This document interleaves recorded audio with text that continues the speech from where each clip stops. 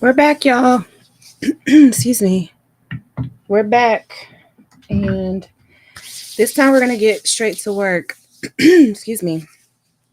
Um, but I do want us to I want us to watch a video that I have stored. I told you guys, like, I have a lot of videos that I've like saved to watch with y'all.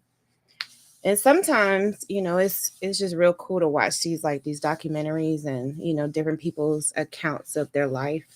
Kind of while we're doing these writing sessions. Um, so that's what we're going to do today while we are working. So let me know in the chat, excuse me, what are you creating today? What are you creating? Let's turn on a little bit of music. We're just going to do this lo-fi music. And then in the chat, y'all just let me know. What are you creating? Okay. What are you creating? What you working on, honey? I am excuse me, y'all. I've been working on this I guess you can call it like it's somewhat of an audiobook format for That Man's Book. So you guys know I did a live reading of it on Sunday, and so I went through and I edited it, and I'm still doing some editing, put in the captions and stuff like that. So that's what I'm working on, and yeah, and just trying to make that flow right. And then I'm gonna upload it. I'm debating on where I want to upload it exactly, because I have a couple of different channels, and I don't know. I don't think I want to upload it on all my channels. I think I just want to upload it on a specific channel. So yeah, I got these Invisaligns in, and it feels like it's poking out. It's kind of like touching my tongue. It feels weird. But anyway, so what was I saying?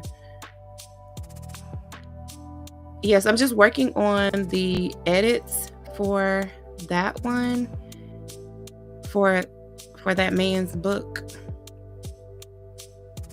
Yeah, isn't it nice of me? Like, I basically did a whole audiobook.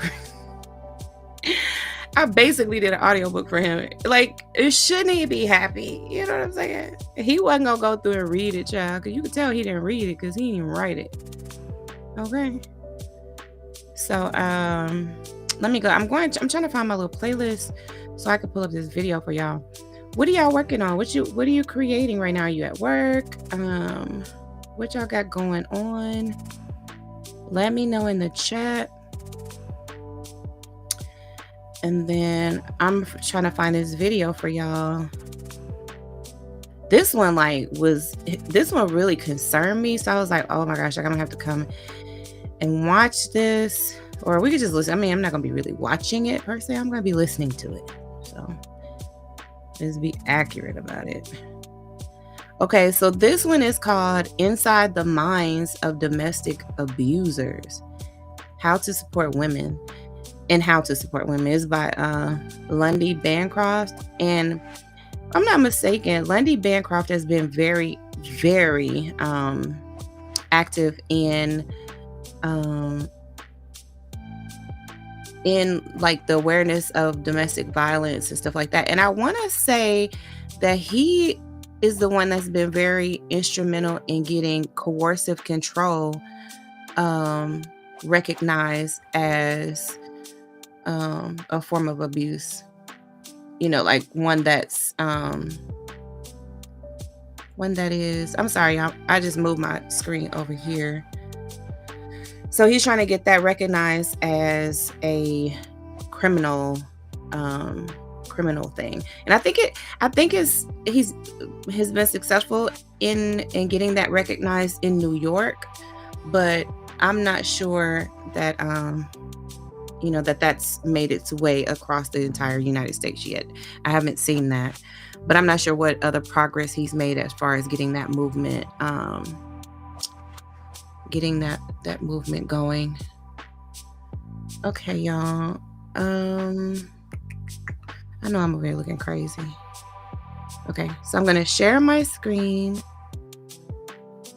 and y'all let me know in the chat what you are working on.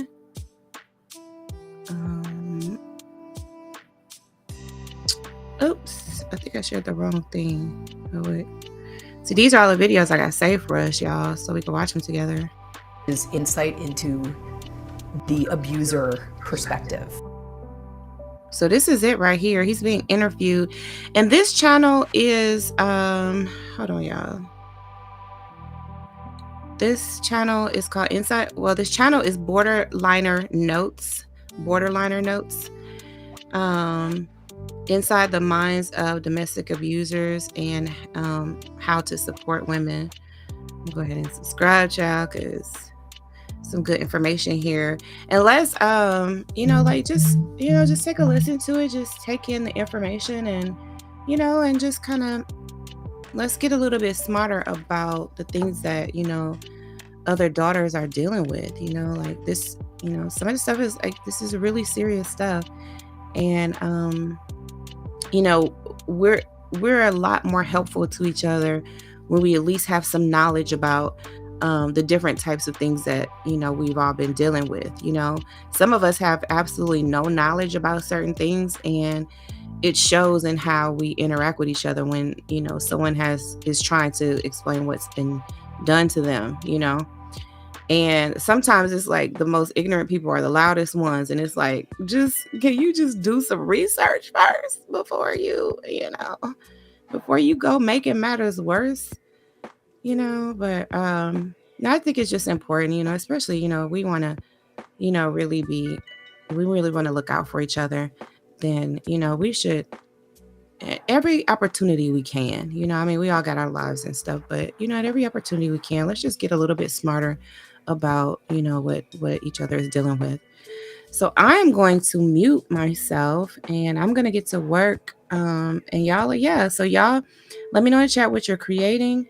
And this is our accountability group where we just, it's like we're just in a virtual workspace, and we're all just, doing our thing and holding each other accountable and encouraging each other wherever we can. And just putting out, doing what God created us to do, which is to create. Okay. So I'm going to mute, and let's get started. First of all, thank you for letting us do this in your home. I'm really glad to get to have these conversations. I always enjoy these kind of conversations a lot. So, I'll give you a little background on why I found you. Okay. Which was the main thing I started to become curious about is like what constitutes abuse, and when someone is in a confusing situation, how do you begin to sort through the confusion of what the hell is going on? But you offered a side of the equation that I think a lot of people don't understand, which is insight into the abuser perspective. And the book that you wrote, which was the first book I read, which is Why Does He Do That? Which is literally the question that is in many people's heads. Why? Spoke directly to the struggle I was having to understand what was going on. So anyway, I would love you to introduce yourself and just say a little bit about your background and what you do, what you did. So I'm Lundy Bancroft, and I came into the domestic violence field about 30 years ago, more than 30 years ago now. And I came in on the offender end, and so that's so much of what shapes my perspective is the fact that the lion's share of my direct service experience was with the offender rather than with the abused woman. And there's a way, I guess, that when people think about domestic violence, their first image tends to be of an abused woman, whereas my first image tends to be of an abuser. And that tends to be part of the soapbox I'm on, is try to get people to keep the offender front and center. Like, he's the source of the problem. Like, she's not the problem, he's the problem. So I started to first volunteer and then become a staff member at what was actually the first counseling program specifically for men who abuse women in the country called Emerge. It was in Cambridge, Massachusetts. And so we had a really deep dive into the abuser mentality because we were working with the abusers in groups. And a lot of what was so essential to our experience and my experience was that we maintained telephone contact with the abused woman throughout the time that the man was in our program. Because the abuser is very deceptive. You cannot come to fully understand abusers by spending your time with abusers. They will so dramatically mislead you. But if you're spending your time with abusers while simultaneously checking in every few weeks with the abused woman, who keeps waking you up to reality, then you start to understand the abuser mentality, because you start to understand what he's saying, what he's saying and thinking in his interactions with you versus what he's actually doing at home and what he's saying to her.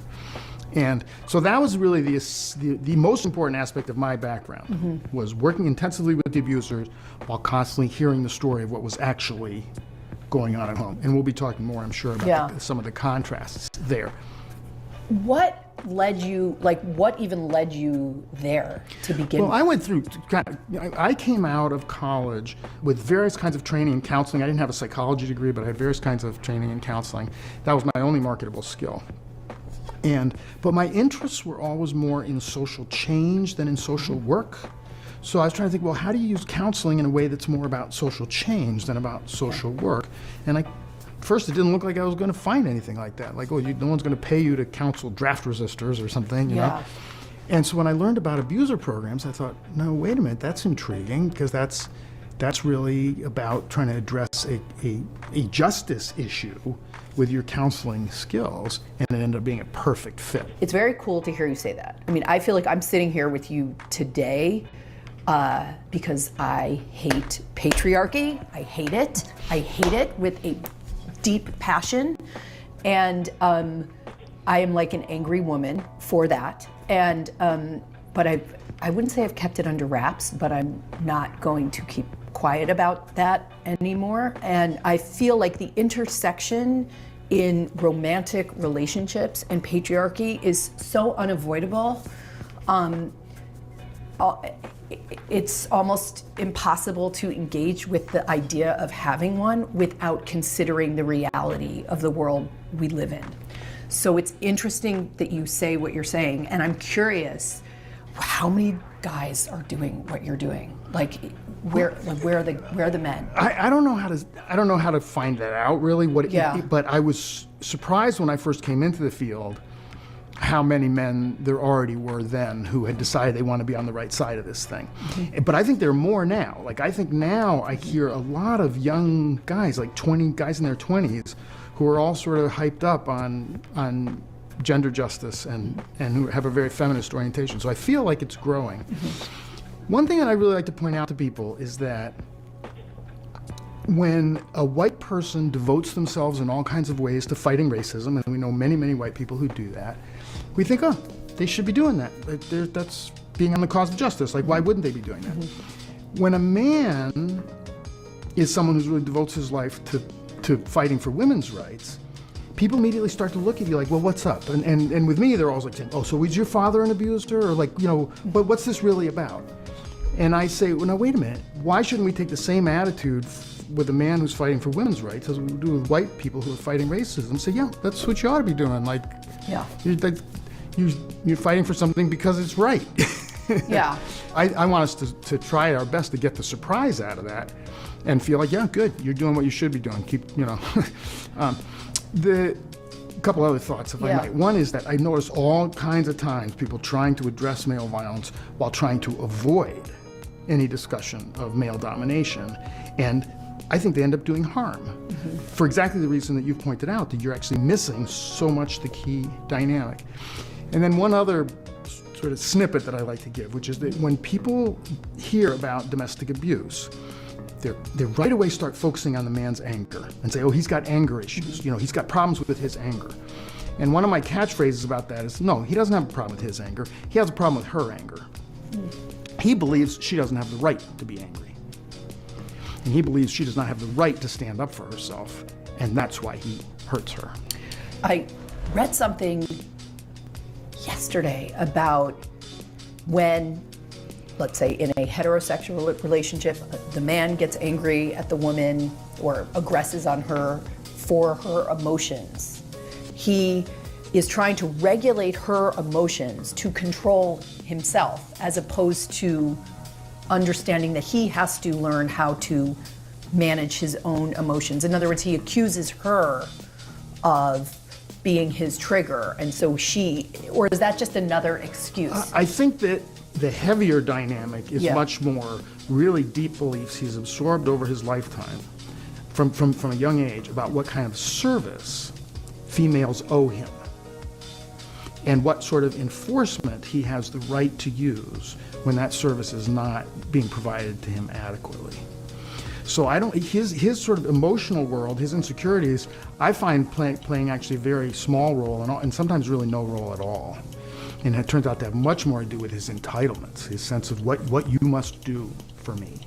How buried, because you say that and I start to think about class, and I start to think about, a really well-educated man at least would be able to cover for that attitude based on the cloak that education and polite society has provided him.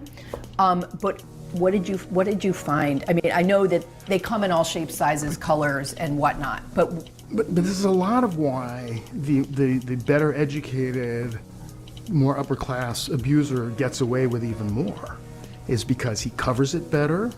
He very often uses lower levels of physical violence. Mm-hmm. He uses violence, that's really what defines him as a batterer, but he's using lower levels of physical violence because he's got so many other tactics and weapons at his disposal, from his financial power and from his social connections.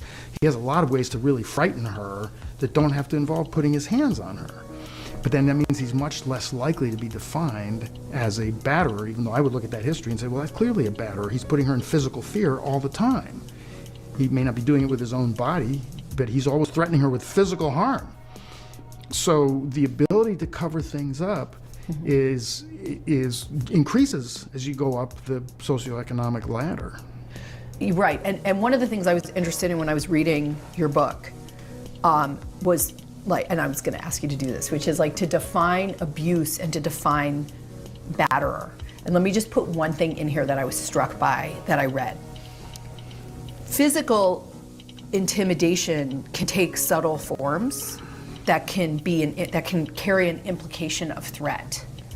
And if there is an implication of physical threat, that person who's doing physical threatening becomes essentially a batterer. Is that correct? That's my definition. And I think that view is fairly widespread in the field. I can't say that's how everybody looks at it, but I would say that view is fairly widespread. So my definition of a batterer, and I just deal with men who abuse women. We can talk some about same-sex battering, but to be in my area of expertise, I have to talk primarily about men who abuse women. To me, he has become a batterer at the moment at which he is deliberately taking steps to put her in physical fear. He doesn't have to ever touch her. If he raises a fist, well, he's trying to put her in physical fear. If he says, I'm digging a grave for you in the backyard, that's putting her in physical fear. If he says, well, I'm going to call immigration on you and they're going to drag you back to Guatemala where you're from because she doesn't have documents, he's putting her in physical fear. Those are battering acts. As soon as you're trying to let her know something's going to happen to her body. And can you differentiate between psychological, verbal, physical is evident, right? But can you differentiate between those and...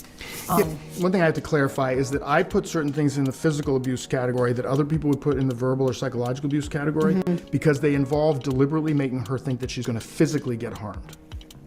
So if I say I'm going to kill you, that to me is physical violence. That's not verbal. It is also verbally abusive, but I wouldn't put it in the verbal abuse category because I'm deliberately using it to put you in physical fear. So if something like blocking a door, refusing to leave. Physical abuse. Pinning, which is a very common thing that abusers use. They'll what do they call it? Restraining, which I don't like that word because it's pinning. Right. You're talking about pinning the person.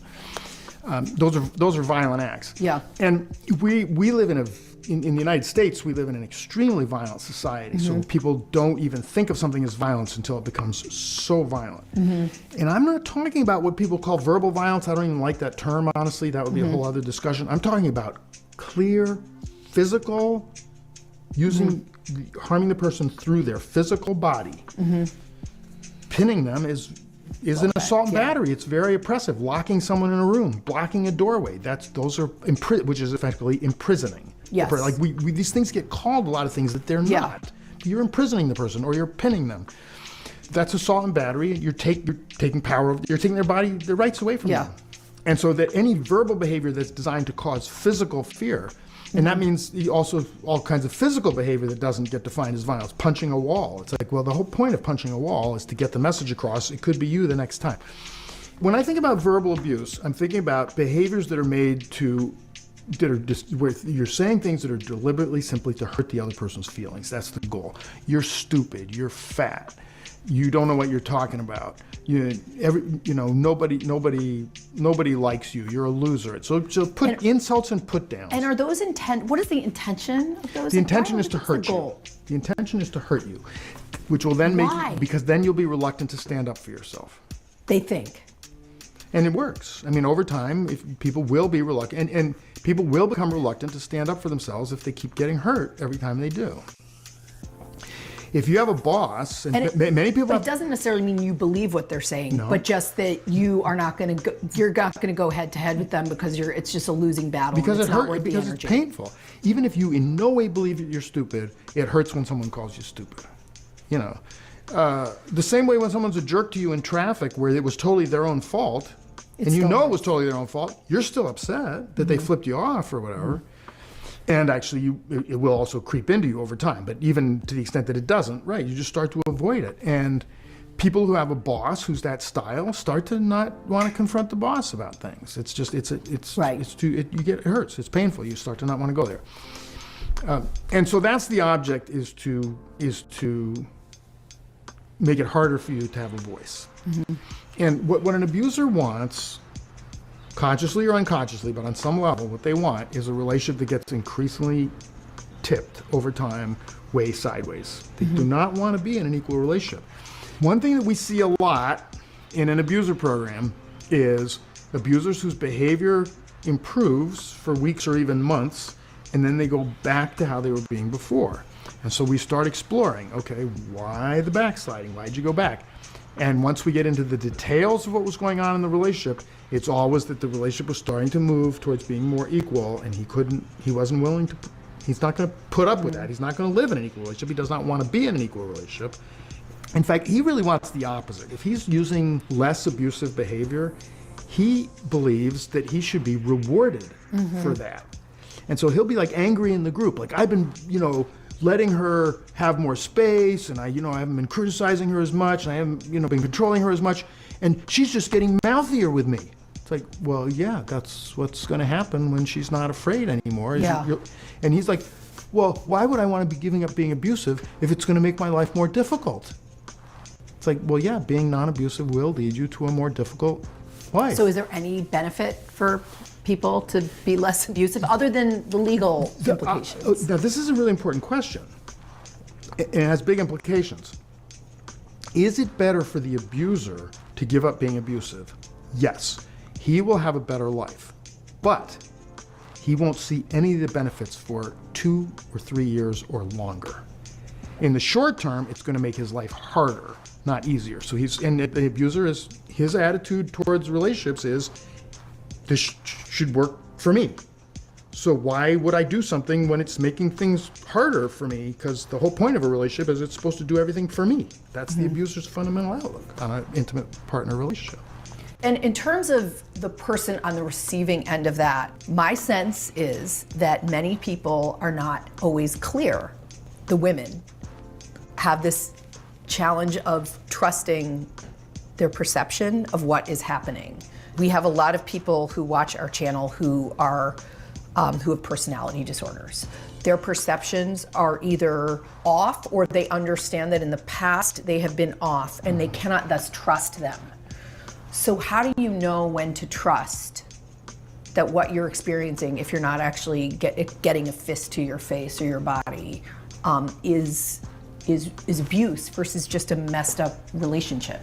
So I don't think it's always easy actually to draw a real sharp line. Yeah. Now this has become abuse. The pattern that I'm most encouraged people to look for is one person systematically tearing the other person down. Now that can be primarily verbal in nature. It can be primarily physical in nature. It often has heavy elements of sexual mistreatment, huge range of different kinds of sexual mistreatment, including verbal sexual mistreatment, sexual insults, said verbally. But that's a real judgment call. At what point do I feel like this person is really over and over again tearing me down? And the abuser will also work quite strategically. And this is one of the things, again, that people who don't know that much about domestic abuse have trouble accepting, is how much method there is to the madness. You can focus so much on the madness and not notice how much method there is. So if he notices, for example, that she has some mental health problems that she is battling with, he's going to keep throwing that up in her face all the time. Oh, you're just imagining this. You think I'm abusing you because you just see abuse everywhere. Or you think I'm abusing you because your parents abused you. That's become a popular one that abusers like to use against the victim. And I tend to really encourage her to trust her perceptions. That if she's going to sue him, then yes, she needs more than her perceptions. But for her decision whether to be in the relationship or not, or to go into distance, she doesn't need any proof that she has the right at any point to back away from a relationship. Hey, so what if you were wrong? Well, maybe better safe than sorry. Yeah. A couple of other things I really watch people to look for is, does he make her responsible for his actions? Because that's something that even if she has some mental health issues, and so she's wondering, am I distorting this? It's well, that's something very concrete she can look at. Does she complain about things that he did, and he says, well, you caused me to do those things? Well, that's got to be a big flashing light right there. Well, you made me so angry, or you made me this way, or you made me that way. It's well, that doesn't justify his actions. Someone can make you feel things, but they can't make you do things unless they, put you in danger. Yeah. So that's a big one to watch for. Is he saying that you cause what he does? Another big one to watch for is double standards. And again, that's something that sometimes you can find fairly objectively, that he has really different rules for himself than he has for you. He's allowed to be quite flirtatious with women. You're not even allowed to talk to a guy or have a man friend. Or he can spend money any way he wants, but you spend a little money and he's you're wasting money. That's, I find, sometimes super clarifying and helpful to people who are trying to make sense out of what's happening, is where there's double standards. But the main thing I tend to want to emphasize to someone is, if you're afraid, assume that there's a problem. Don't assume that, I'm just getting afraid for no reason. It's, maybe you're just getting afraid for no reason. I doubt it. But even if you are, it's it's too risky in case it's not for no reason. You gotta take it seriously. Oh, actually, let me add one more thing, which is that a guy who's not abusive, if you say you really scared me, is concerned about that. He's gonna say, oh, wow. Oh, geez, all right, what do we need to change? And even if he feels he didn't do anything wrong, he's still gonna wanna know, okay, what was it? I'm gonna learn this about you. Okay, maybe I wasn't misbehaving, but now I've learned that there is a thing that I do sometimes that scare you. He'd want to know about that. He doesn't want her to be afraid. And if he says, you scared me, and his response is, well, blah, blah, blah, blah, that's an abuser for sure. If you're having intuition, instinct that you're afraid of him,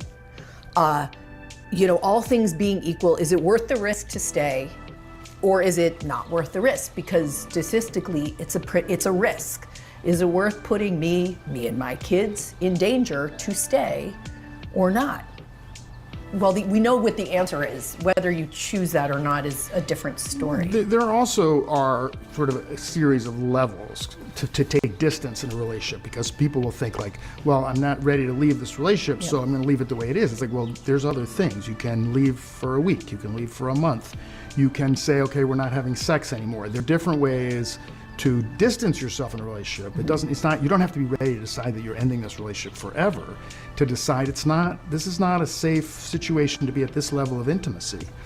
And you will also learn a lot from that, because when you try to back away from a relationship is another way that you discover whether you're involved with an abuser or not. Because when you try to back away from a non-abusive man, he may be upset by that, but he's going to respect the limits you set. He's going to be concerned. He's going to be interested in working on what needs to be different. You back away from an abuser, he usually will not respect it. Like you say, okay, I don't want to have sex anymore for now. He's going to be pushing you for sex, or outright sexually assaulting you. Well, then you know you're with an abuser. Or you say, you know what, I need to not talk to you for a week, and he's texting you 20 times, you know you're involved with an abuser. So backing off some distance is often very, very clarifying, and will help you to take steps that you need to take. Whereas to try to wake up tomorrow morning and leave, like, who's ready to do that? No, that's a very big, hard move to make. With regard to blaming, non-accountability, part of the original YouTube channel was geared toward people who are interested in personality disorders. And certainly for borderline, one of the things that good therapy does is it sort of positions you, the borderline person, in a place where you have to be sort of radically accountable for yourself and your actions. It may be almost to an extreme, but it means that, you know, look how your actions are impacting other people. And one of the things that seems pretty much common, right, with abusers is they absolutely do not take accountability for their actions.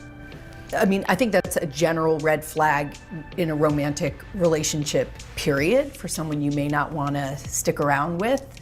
But not everybody who isn't accountable is an abuser, right? Like, that's my question. So there's a couple pieces in here. One is that in dealing with the domestic abuser, we're dealing with someone who has this really odd split between how he is in relationships with women and how he is in other contexts. And most people are quite surprised to hear, for example, that most domestic abusers are not personality disordered. They can look really personality disordered because they do stuff that's so much like a personality disorder in how they are in relationships, but you'll notice it's not playing out on any other front. And generally, it's not playing out on any other front in their lives, including they can even be answerable for their actions in other contexts. And just to insert, they may say in a fight, no one else does this happen with but you. Very popular comment. It never happens with anyone else. Why only you? This is one of the ways, from the abuser's perspective, this is one of the ways we know that you're the problem, is you're the only person I get this way with. Exactly. And so that proves that you must be the problem. Yes. Rather than that proves that I see a domestic partner as my servant, which is the real issue. And it might be an emotional servant. I don't mean necessarily someone who has to pick up your socks and cook your dinner, although a lot of domestic abusers demand service in those senses also. But the modern domestic abuser often is much more focused on emotional service, that she has to cater to him, build up his ego, want to have sex whenever he wants to have sex, not have any needs of her own, etc. So that's why it's such an oddly specific problem that comes out only in intimate partner relationships or women that he wishes he were with in an intimate partner relationship with. But also with the emotional aspect, isn't it also just that his emotional life, the responsibility for his emotional wellness is hers? Isn't it more that even on a general level? So from the abuser mentality is that the woman's responsibility is, she's really on this earth to make him happy. And when they're first dating, he's like, ooh, we're gonna make beautiful music together, and I'm gonna do this stuff for you, and you're gonna do this stuff for me. And once the relationship gets really solid and serious, all the stuff about what he was gonna do for you disappears. And it's all about what you should do for him. And all kinds of catering, meet all his sexual needs, meet all his emotional needs. And it gets to a level where what it really means is it's your job to make him a happy person. It's not his responsibility to make himself a happy person. In other words, by definition, if he's unhappy, you must be doing something wrong. He might be unhappy while he's 30 miles away from you, doing something that has nothing to do with you. It doesn't matter. It's your job to make him happy. So if he's unhappy, you must be doing something wrong. So what is someone to do with these men who seem so unchanging? What's been your experience? Are they fixable? So what we're up against is someone who started learning from a really young age, boyhood, like young boyhood, about what kind of service he has a right to require and expect, from females. And it may have been his father or stepfather that he watched doing this, his other male relatives. I mean, a lot of people grow up in a family where the whole family tree is set up in a way where all the males just expect the females to do everything for them, like that's just normal.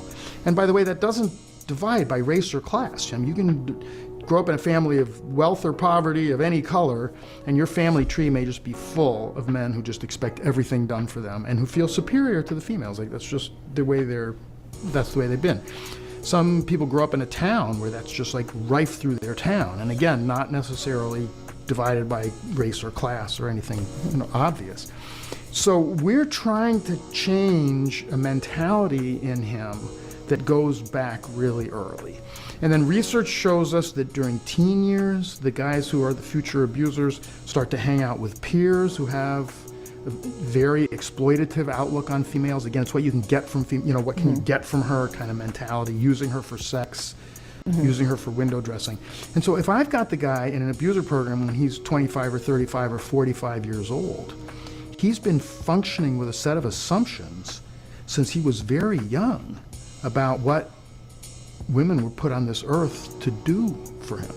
So imagine if you were like suddenly the counselor for a slave owner who grew up from generations of slave owners and was suddenly informed at 45 years old that not only did he not have the right to have slaves anymore, but that it had been a terrible thing that he'd been involved in.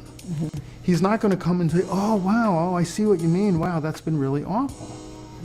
He's going to be like, what on earth are you talking about? This is our lifestyle for generations. This is real. This is right. This is just. This is how the world is and should be. So our only hope with an abuser is to get him to be challenged about his societal beliefs from like 6 different directions. I need him arrested because then he's had to send the message, your legal system doesn't agree with what you're doing. And then I need him in an abuser program, so he's been being confronted by males and females, because he should have both male and female counselors ideally, week after week. Like, this isn't okay what you're doing. And then his own relatives need to go after him. That's not common, unfortunately, but he needs his own relatives to say, this isn't cool. His friends are usually behind him, so he needs to get with a different group of friends. If he keeps staying with the same group of friends, they're going to keep backing him up. Just like an alcoholic, right, has to stop hanging out with the person he or she has been drinking with, or nothing's going to change. And so this is why we don't see a huge range of change in abusers, is because they have to get the message from so many different places. Otherwise, they just hang on tightly. You misunderstand me. You don't realize that this is what I had to do to defend my rights. It's a very distorted view, but that's his view.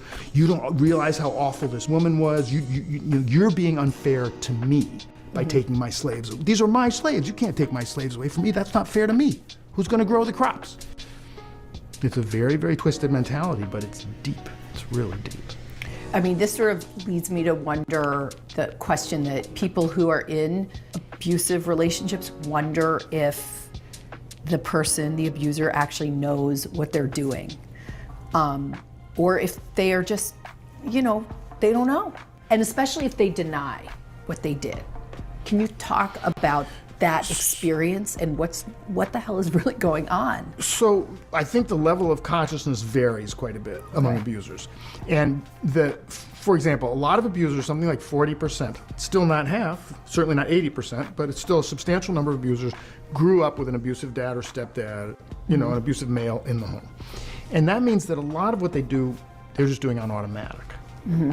They absorb that as what a man has a right to do, and we should really see most of his abusive behaviors as forms of enforcement. He's trying to require her to do certain things that he's trying to make her do. Well, those kinds of enforcing behaviors he just absorbed, and so they became automatic. So when he doesn't like what his partners are doing, he moves to enforce. And so he just learned how to use the verbal abuse and the threats and the scary looks and all this different kind of stuff became automatic to him. One thing I'd like to say to people about that, though, is don't confuse something that's automatic with something that's accidental. Doesn't mean that it's accidental. I'll give you an example. If there's a glass of water sitting on a table and I go like this and knock the glass off, we can argue about how much thought or premeditation went into that, but we can't argue that it was an accident. That is not an accident. So whatever the abuser's level of consciousness may be, and it varies, it's not an accident. He may not be aware of his own reasons. He's often not aware of his own reasons. That doesn't mean those reasons are not functioning. The fact that your motivation for doing something is below the level of consciousness doesn't mean that that's not your motivation for doing it.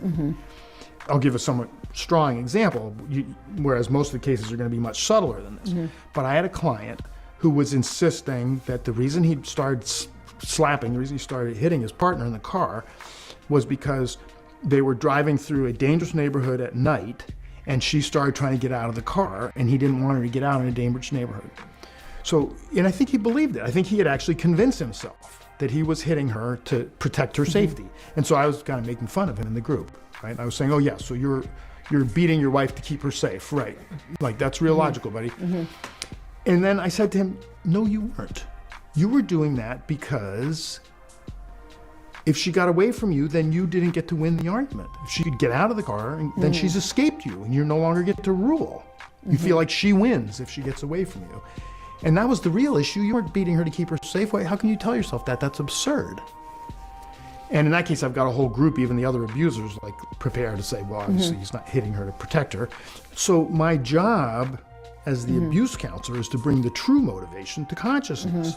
So I'm forcing him that evening to look at the fact that, yeah, I was doing that because I didn't want her to win, which was obviously why. And it also and because he defines that as winning, like the getting successfully, I mean, that's twisted to even define that as winning, to get away from him being a jerk. So the real reasons why he's doing things are, invariably tied back to patterns of selfishness and disrespect and enforcement. One of the things when I started reading your book, and just in general, I hear it all the time, and I am someone who asked it, like, why don't they leave? I've thought about cults and Stockholm Syndrome. There's the danger issue, but there's some psychological entwinement that happens. There's so many different ways to talk about this, but I have one frame that I think sometimes is useful because it's a different. I think a lot of the frames are important, honestly, but there's just one that you will not often hear. So I think it's nice to add one that you don't often hear, which is, what do you need to leave a relationship that's not abusive? What do you need? Good question. You need to believe that you deserve better. You're usually going to need money because living separately is usually going to cost more, almost always going to cost more than living together. You're going to need to have some sense of your own attractiveness.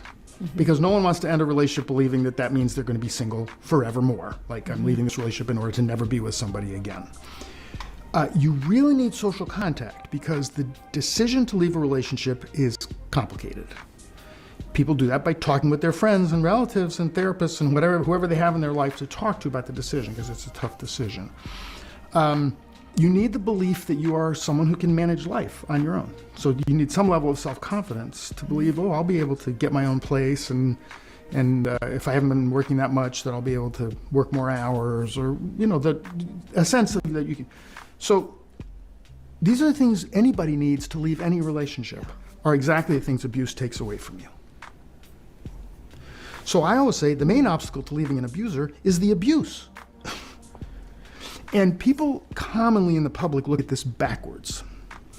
They think it would be easier to leave a relationship because of abuse than to leave a relationship for the other reasons why we leave relationships. But that's 180 degrees wrong. It's much harder to leave because of abuse than because of the other reasons why we leave relationships, because the abuse takes away the key elements that I just went over that you need to leave a relationship. Wow. I mean, one of the things I thought interesting in your book was also, you don't tell the partners/women to leave. And I've been on the receiving end of being told to leave relationships, and it has a strange effect on me. Where, like, initially I want to hear it because I can't trust myself, but then I become avoidant of that person, right, because I get ashamed or embarrassed that I'm not able to do the thing that they're telling me to do. And then I get kind of angry at them for feeling misunderstood about what's actually going on inside the relationship. I mean, it's not really their fault. They're doing what they mean to do. So that's just my personal experience of it. And so I appreciated when I actually didn't see that in your book, but I'm curious if you can talk about your choice not to put that in. Certainly, and I'll say something first just that I think is useful for people in the world in general to know, which is that when a woman is being really badly mistreated in a relationship, she's going to have so many different moods and feelings about it on different days. And she may talk to you on a day when she's furious at the man and sick of him, which is what you as her helper, her friend or relative, are hoping to hear. So you're going to tend to join with her very enthusiastically that day. Oh yeah, you're right, he's awful, he's terrible. You need to not do that, because then when she's in one of the other phases, she's not going to want to talk to you. Yes. And she's going to feel that you're too much against him, and she's going to feel embarrassed about how angry she was towards him that day. So support her anger, but in a way where you don't get too into it yourself, so you're making sure that you leave the door open for her to be able to talk to you on a different day when she's in a different place. So, okay, so why don't I tell women to leave? So many different reasons. One is she can get killed, and leaving is really dangerous. Yeah, depending on the abuser, it can be really dangerous, and you have to, if you're leaving a scary abuser, you have to do it really carefully and strategically. And sometimes that means waiting a while. Sometimes that means, well, actually 6 months from now is going to be a safer time to leave for this reason or that reason or the other reason. Mm-hmm. Second, for a lot of women, leaving is literally not an option. And so if I tell her she should leave, all I'm doing is adding to her burden. A lot of women have no financial way to survive. They couldn't possibly leave. A lot of women have mental health histories such that if she leaves, he will get custody of the children. The threat of losing custody to the abuser is a very, very real threat, and I've written about this extensively. Mm-hmm. The court will take much more seriously concerns about one of the parents' mental health than concerns about one of the parents' history of perpetrating domestic violence, believe it or not. So if he goes in there saying, well, she has a borderline personality, and she goes in saying he's been, beating me up for years or whatever, threatening to beat me up for years, they're going to say, well, we don't really see the evidence of domestic violence, let's talk about this personality disorder. And very commonly, they're going to send you both out for psychological evaluation, and he's going to do fine. Psychological evaluation doesn't catch a domestic violence perpetrator, unless it may catch mental health problems he has, if he has mental health problems. But most domestic batterers, even horrible domestic batterers, typically don't have any diagnosable mental health problems. So his eval usually comes back fine. This is a very widespread misconception that people think, oh, if I get him evaluated, they're going to find out in the custody courts what his issues are. Unfortunately, they will not if he's a domestic violence perpetrator, if that's his primary issue. Whereas she is very likely to turn up with all kinds of problems, mostly just because she's been traumatized by him. She wouldn't even have to have any pre-existing mental health problems. So a woman, for example, who has a history of, say, 2 or 3, or even sometimes 1 previous psychiatric hospitalization, she can't leave the abuser unless she wants to give up her kids. There are women whose immigration status makes leaving absolutely out of the question. There are all kinds of factors. Women who have children with certain kinds of special needs. So we can't start from the assumption that leaving is even an option for her. And so I try to encourage people to think, what are strategies to increase her agency? What are strategies to increase her voice? What are strategies to increase her self-confidence? Strategies to improve her economic position, rather than how can I get her to leave this relationship. If you do everything else right, that's also going to increase the likelihood that she can find a way out. So, I see what you're saying. So focus on doing all this other stuff, which you need to do anyhow. Right. And that'll also help her get out if she can. Do you think, one of the things I also found very interesting was what you did, these abuser programs were not therapy, and that in fact, therapy is and can be detrimental. Certainly couples therapy can be very detrimental because you're operating on a premise that both are equally causing the problem. And individual therapy for the abuser can be detrimental. I think many people probably who are in a situation where they're in an abusive relationship, they initially go the therapy route. So that was really interesting to hear. I have my own ideas about why it isn't useful, but I'm curious to hear, from the field, what you've seen. So I'll say first, looking at it from sort of the broadest perspective, that we have a tendency in American culture, American society, to psychologize all problems, to think of all problems as somehow rooted to our family of origin experiences. So what disappears from the discussion is the influence of culture, and the influence of systems of oppression, whole societal structures that oppress specific groups, that keep them down. And how that trickles down is when you've got a man who's oppressing his partner, it's viewed as, well, it must be that he's got emotional problems. It must be that he's got psychological problems. I don't find that same assumption about a white person who's been a rampant racist their whole life. People don't think right away, oh, well, this person must be really insecure, or this person must have mental health problems. They think, no, this person probably grew up racist and has been attached to racism ever since. You're going to focus much more on the person's mentality than on their emotional world. But as soon as a man is oppressing women, it starts to look like this sort of private issue, and the jump right away is to assume that it's something about his emotional world. So then there have been various kinds of studies that have been done that don't find really very large psychological differences between abusive and non-abusive men. For example, this assumption that there'd be just so much more personality disorder among abusive than non-abusive men, and there's actually only a little bump in how much personality. There is somewhat a little more personality disorder among abusive men, but it's only a little bump. It's not like, whoa, they got way more personality disorder. So what tends to disappear from discussions in modern society is, well, to what extent are people's behavior problems sometimes being driven much more by unhealthy societal training than by their wounds? Well, when we look at racism, we do assume that's coming largely from unhealthy societal training, not from their personal emotional wounds. But when there's sexism in one of its worst forms, which is male violence against women, or just male domination of women in a home, taking her rights away, squelching her, the more obvious cause gets overlooked, which is, well, what was his societal training? So when I wrote Why Does He Do That, why I called the subtitle Inside the Minds of Angry and Controlling Men, is because those of us in the field had decided years earlier the problem turns out to be much more in his mind than in his heart. So you made reference to how these programs are different from therapy, and that's because their primary focus needs to be on changing values and attitudes, not on changing his emotional makeup. His emotional makeup is not necessarily any different from a non-abusive guy. So our standard joke in the field is, if you send an abuser to therapy and you find a particularly good therapist and the therapy goes particularly well, he'll be a happy abuser when he's done.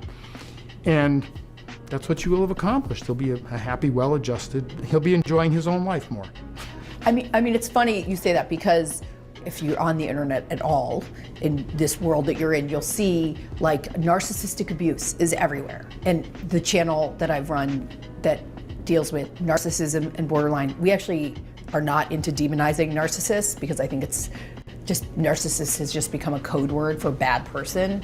That's all it sort of means, and it's like weaponized against people and used as an insult thrown. You know, if someone really has a narcissistic personality disorder, I mean, every quadrant, every area of their life is impacted, right? They're having, theoretically, probably some level of trouble with employment, some level of interpersonal trouble in general, like with relationships across the board. And it sounds like, is this true, that a lot of the men that you worked with in your program seem to very specifically have just trouble in the home? Was that generally what you found? Yes. Or, the overwhelming majority of abusers, the problem is limited to current or former intimate partners, or to some extent women that they wish they were involved with. But in other words, it's all connected to intimate partnership.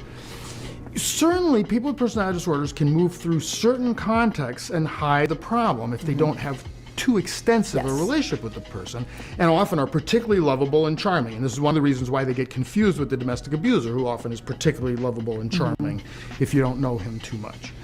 But yes, with someone with a personality disorder, if you have an intense if you're their child, for example, there's no way you could not, after a while, know that there's a problem.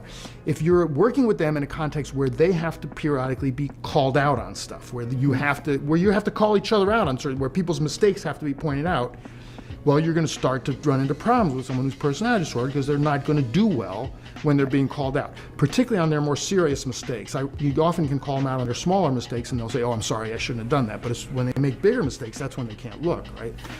And you know, we all have the hardest time looking at our biggest mistakes. that's what sort of separates people with personality disorders from people who don't, is once you get into the realm of really having to face up to really not good things we've done, it's hard for any of us. The person with the personality disorder can't go there. And that's when everything starts to get flipped around back on you. And the abuser can move through the world with nobody else knowing there's a problem. He can have a work life that goes on for 20 or 30 years, nobody there knows. His own children often, it depends, this is going to vary, but his own children, it's fairly commonly that they can't see the extent of the problem. Because not all men who abuse women are abusive to children. It's about 50-50. It's about half of abusers are not particularly abusive to children. And they still do huge damage to children for other reasons, but not by directly abusing them. Much more through manipulation and through how much damage they're doing to those kids' relationship with their mother. Yeah. And this, by the way, is also connected not just to the issue of personality disorder, but the issue of addiction. Because abuse, sometimes people want to see it as an addiction, and it doesn't fit there either. Because addicts certainly will do a lot of harm to other people, but they're also doing a lot of harm to themselves. And over time, their work life will tend to decline, and their social life will tend to decline, except for their friendships with other addicts. And their physical health will start to decline. None of those things happen for the domestic batterer. His physical health, her physical health is going to be deteriorating over 20 years, but his physical health isn't going to deteriorate over 20 years. His work life, he doesn't usually go through any deterioration at all. His social life, everybody thinks he's fine. Again, there are exceptions, but I'm talking about the typical, the mass, by far the more common abusers. He doesn't hit bottom the way an addict does, because he's not actually doing himself much harm at all. I mean, I don't think it's a great way to live, but he's not really doing himself much harm at all. He's doing huge damage to other people. The reason why I'm so concerned about the way that the term narcissism has come to replace domestic abuser or batterer or domestic abuse perpetrator is that it's completely depoliticizing the problem. And so the responsibility comes off the society for the way that it's raising boys and men. I mean, when you're talking about personality disorder, you, again, tend to start to think about family of origin type wounds. And that means who's most likely going to be blamed for this guy? His mother. So, whoa, we're back around to finding a way to make women to blame again. And there's also the simple fact that research shows, but that we also always saw in abuser programs, that something like 7 out of 8 domestic abusers are not personality disorder. The guy who was personality disordered, you would totally see in your group. He was an even more of a pain in the butt than your other clients. Wow. Because he would be an abuser with a personality disorder. It's not either or. But the great majority of our clients were not, and we could tell. We just knew. We would be talking about it when we were processing our groups or in supervision. We'd be saying, yeah, so and so is pretty clearly personality disorder. You would know. He would stick out. Did you like the batterers you worked with? Our clients were much more likable than not likable people. And one of our catchphrases around Emerge, the abuser program, was, I never met a batterer I didn't like. And we really like to emphasize that point because we want people to understand that you can't judge, how abusive a guy is or whether he is an abuser or not, like whether it's true or not, based on anything about your personal experience of him, unless you've been involved in a serious relationship with him. And that doesn't include like you dated him for 6 months or something. And because there will be women who were in a brief relationship with the guy who say, oh, she's totally lying. Went out with him for 4 months. He's nothing like that. Well, you wouldn't know unless your relationship got really serious or you moved in together or started talking long term or that kind of thing. You wouldn't even discover what he was like. These guys work extra hard, actually, to be likable in public. That's part of how they increase their power at home, and these are really power-oriented individuals on the home front. And so building a really good public image is a lot of what strengthens their hand at home. That's part of what gets her to not be believed. That's what I was just going to say. How hard, and gets the kids not to be believed, is how hard he's worked to make everybody think he's the greatest. And maybe even makes it harder for her to leave on some level because he looks so good on the outside. He looks... She's often got people saying to her, I've heard this story so many times from women, that she's got people saying to her, you're so lucky to be with him. And she's that just crushed. She doesn't say anything, but inside she just feels crushed, like, God, if they only knew. So regarding therapy, I started to read The Assault on Truth, right? Which was about the etiology of hysteria. Yeah. So I'll frame it, but I think it's interesting to talk about, and it's something, it may not be the conversation to have with you with regard to the implications for what was potentially uncovered, or I don't know, can we say allegedly uncovered, but which is basically that Freud was treating many girls, women, who had hysteria, right? A sort of generalized term at the time for disturbance, mental disturbance, unspecified, let's say. And what found that many of these women were in fact abused by the father, probably, who was also probably paying the bills for the therapy. And he wrote this paper called The Etiology of Hysteria that identified this and was met with just utter horror, right? Or just avoidance. No, thank you. Humiliation. He can't be taken seriously. He was made into a total joke, basically. Yes. So then he, right, essentially redacted, rescinded, rewrote that story in the form of the Oedipal complex, which postulates, right, that the young child is in fact possibly attracted to the parent. And maybe the sexual relations occurred, maybe they didn't, but it was a figment of her attraction to the parent / generally father.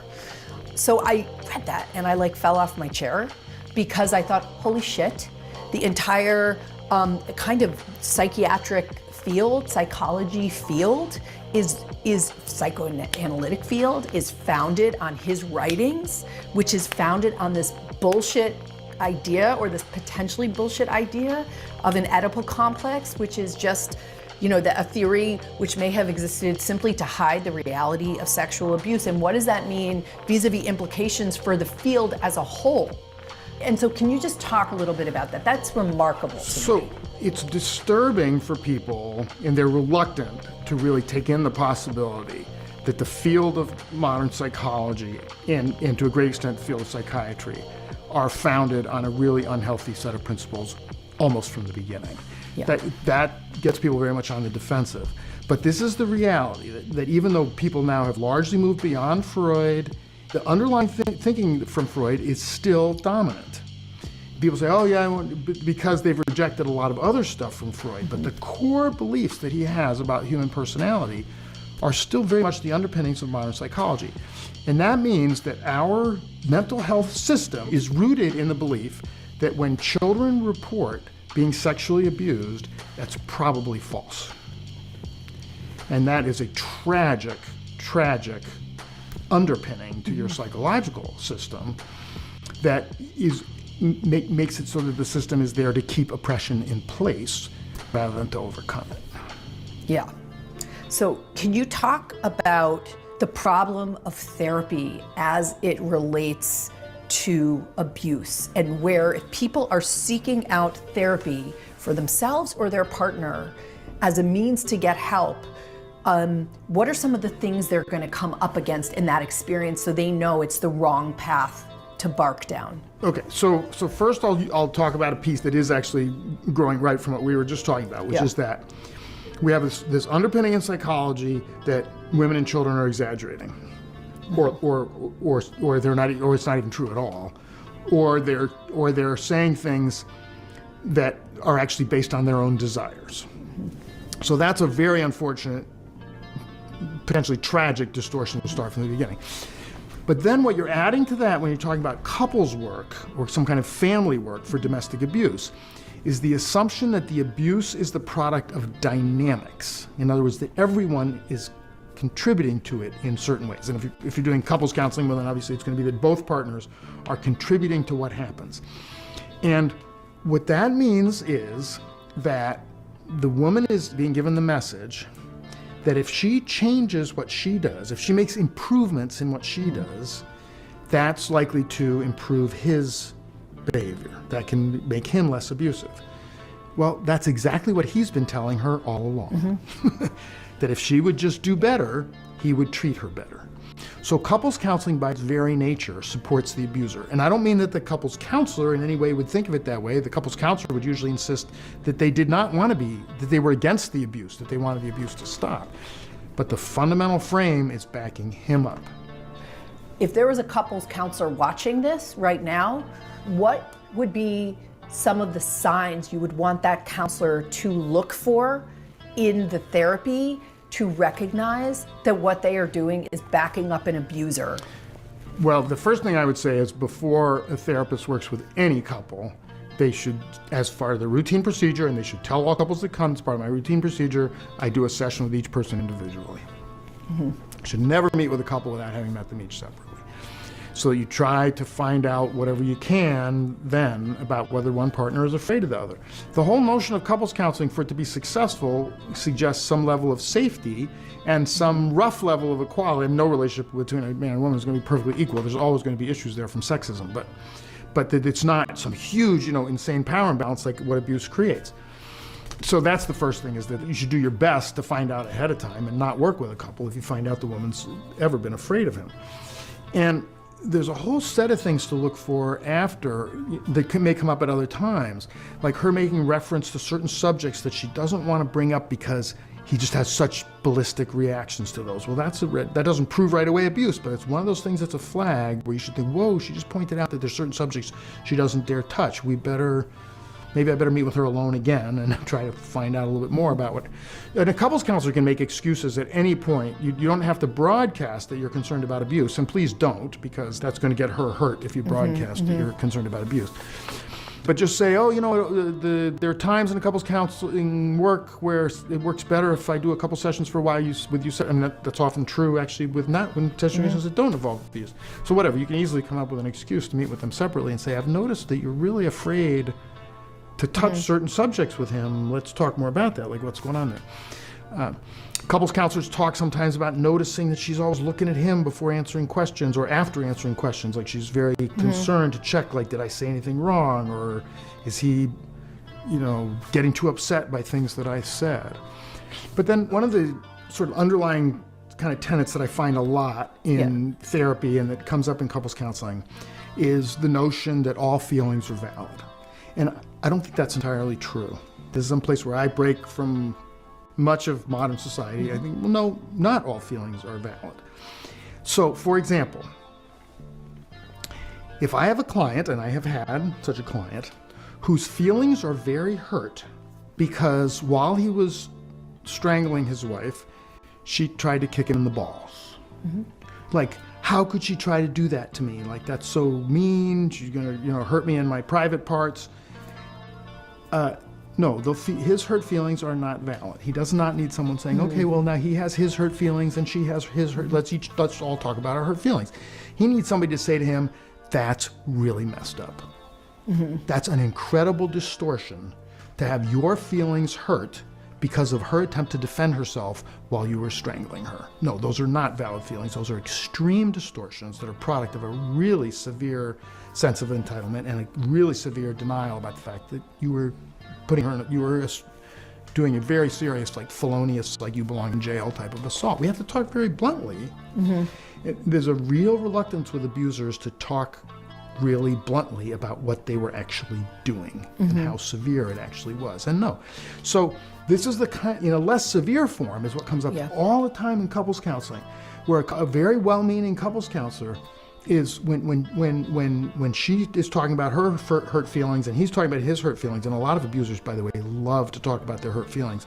People have this assumption about abusers as not being very psychologized, and some of them aren't, and a lot of them are very, in our times, a lot of them are very psychologized and very literate, emotionally literate.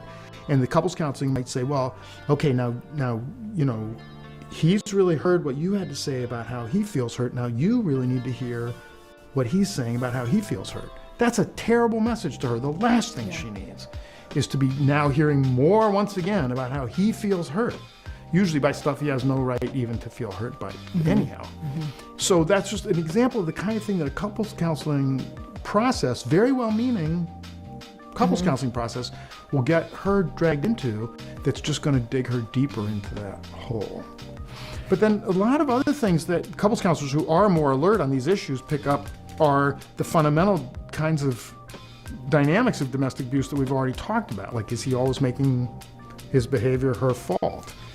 And this reminds me, you asked earlier about, people who are thinking about getting married. Yeah. And one thing I wanted to say about that is that I feel like as people are moving into marriage, they're thinking way too much about love and not nearly enough about respect.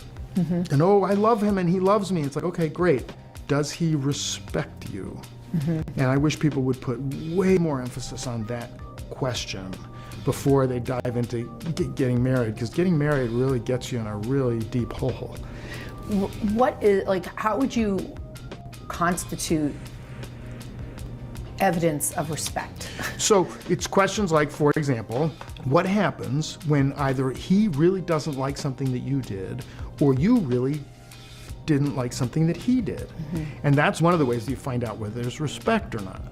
Because if there's respect, then when he's really mad at you or you're really mad at him, that's being processed in some kind of humane and decent way, rather than suddenly you're dirt because he's mad or because you're mad. Either way, he's making it that you're dirt. And that is the way the abuser works. You're terrible if I'm mad, and you're terrible if you're mad. Right, got it, yeah. And he flies off the handle, but then he apologizes. The apology doesn't count for much. He needs to not fly off the handle. But respect is also like, how does he talk about your friends? How does he talk about your relatives? Is he actually interested in your opinions? Or is he just interested in improving your opinions to make them more like his? Is he actually interested in your taste in music? Or is he just trying to fix your taste in music to be more like his? Does he actually make you feel bad for your relationships with your friendships, with your friends or your relatives? Like you should just always be available to him. And does he know anything about your ambitions? And actually seem to take an interest in them? I mean, I think all these questions matter, but I also think what matters most is just to keep asking yourself, is this what respect looks like? Because I think when people really reflect on that question, to a great extent, they actually do know it intuitively. The questions are helpful. But I think people largely have a sense intuitively. It's that they're not focusing on that enough. Because in our society, it's all about, oh, is there love? Is there love? Is there? And of course, you want love. That matters too. Yeah. But I don't feel like people ask themselves, and women in particular are conditioned not to think too much about whether the man respects them, and just focus on whether he loves them and whether he'll be a good provider. And well, keep asking yourself, does this feel like respect? Does this look like respect? Am I being seen? Am I really being seen, or is he seeing an imaginary person, seeing me as way better than I am and seeing me as way worse than I am? Either way, he's not really seeing me. Well, and this maybe gets back a little bit to the therapy thing, but also to this other piece that you talk about, something I thought was really interesting, which was defining reality. I have known people who present a view of reality that is just seems off in a big way, and it is almost intractable. And I had this thought when that has been presented to me in these ways, which is if I disrupt that reality, they might get pretty angry at me. And in some ways, thinking that way, right, where they're defining reality, I could see how that could get confused with a narcissistic type of personality dynamic, because if narcissism avoids contact with reality because reality is too painful and you see too much who you truly are, then by the same token, someone who's defining their own reality, you could see how that one might wonder, is that a sort of an extreme narcissism where if you burst that bubble, they might go in for the attack because it's too painful to tolerate the reality you are presenting them with. But this defining reality, I thought that was an interesting. So one of the powerful tactics that an abuser uses is what in the field we refer to as defining reality. And it means that he really controls her sense of what is real. And some of the ways that he does this are, first of all, by just speaking with a remarkable level of certainty, where he is just so sure. So he can say things that are completely not true, but he says them in such an authoritative voice that it makes it very hard for her to question. She starts to think, well, he must be telling the truth because he just sounds so. So he'll say, for example, the police, this is how they handle certain situations when it's not, might not be true at all. But he talks about it with such certainty and authority that it sounds very persuasive. And then if she tries to suggest that maybe that's not it, but she's going to get slammed with ridicule, a very intense level of ridicule. And I think people often underestimate the power of ridicule. They underestimate the power of various forms of psychological assault. And one of the mistakes, for example, that gets made a lot in domestic abuse is people saying, well, but this guy only uses psychological abuse, as if somehow these were ranked, like psychological abuse is here, then physical abuse is here, and then sexual abuse is here for how damaging they are. You can't line them up that way. You can't line them up that way. There are abusers who use almost no physical or sexual violence who do unbelievable harm because their level of psychological abuse is so high. And ridicule is one of those things that if you use it in really extreme and severe ways, will do very, very serious damage. And so that's just an example of a key tactic in defining reality, is to ridicule the person for trying to suggest that maybe their version is the real one, when you're saying, no, this is this is what's real. It then unfortunately dovetails with the way that an abuser cuts the woman off from other people. Because if you're very isolated, and an abused woman does tend to become, not always, but does tend to become increasingly isolated over time, that's going to increase the impact of the one voice that you're hearing. If the one voice that you're hearing is the only voice that you're hearing, it gets more and more power, more and more opportunity to define what is real. What if, though, the person getting abused, the woman with whom he's trying this tactic on, what if she knows this claim is false, right? I mean, even if she can't say it, does it mean he has less hold on her? Yes. It's actually in some ways better. I mean, it's going to be specific to her particular abuser that she's dealing with. But often it's better for her to stop challenging him too much aloud because he's going to be so good at hammering that down.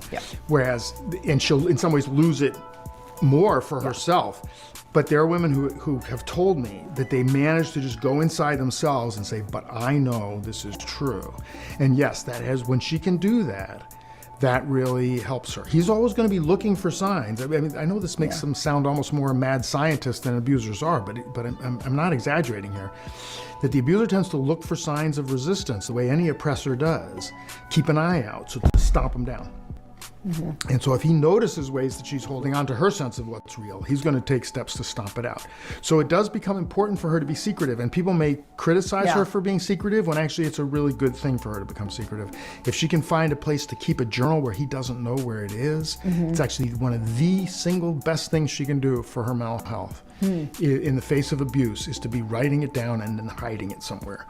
And the writing itself is a really crucial and powerful process, but also because then she can reread it later. And one of the ways that abuse works and abusers work is by constantly, the abuser keeps denying that he ever did the things that he did, or to the extent that he admits them, he makes them sound like less than they were. And he's always saying that her reactions were out of proportion. Even if he admits to what he did, it's still that her reactions, that she should have been okay with it, or it shouldn't have had, that her reactions were out of proportion to what he did. And so that stuff creeps into you. It's not, you can't help it.